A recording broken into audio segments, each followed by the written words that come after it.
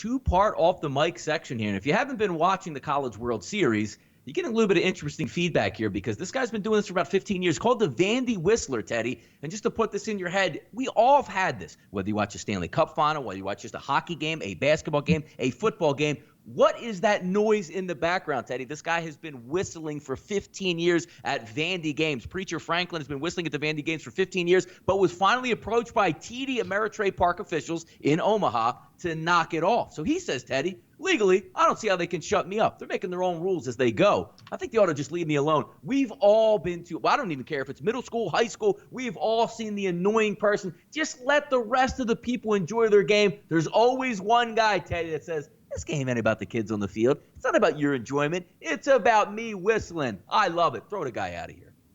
So for once, Donnie, I get to agree with you. In general, yeah, everybody's free.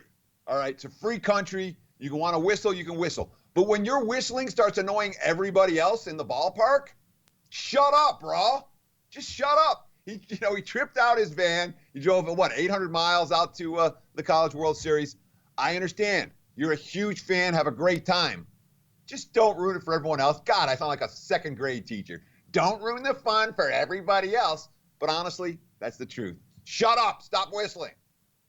I mean, in any part of life, like whether you go to the bank or Teddy, you're at the casino or just hanging out with friends, like who is this guy on the opposite side of the room that just can't help be all about himself there? I love the fact that they're pressing on it because you can hear it through TV, and once you get it in your mind, you can't get it out. Good. Throw the guy out. Here's the second part of our off the segment here today, Teddy. I'm a huge conspiracy theorist here, right? So we're taking a look at the Los Angeles Lakers taking front and center here in the offseason. They're trying to work their hardest, Teddy, to get that extra max slot available to try to get another free agent to town. Well, it just figures out that if Anthony Davis waives his $4 million trade kicker, that would open up that extra spot. So out of nowhere, Teddy, voila. Hey, I got a great movie set here. Why don't you come on set? We'll pay you accordingly here. I love this move by the Lakers, Teddy.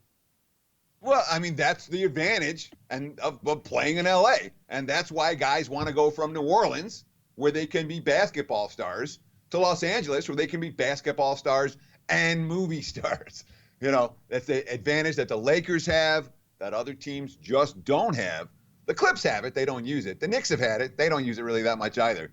But when you're talking about attracting stars and not having to pay them max dollars because they're getting money elsewhere, Lakers have been really good about exploiting that role. That's why they've been one of the NBA's glamour franchises for the better part of the last 60 years.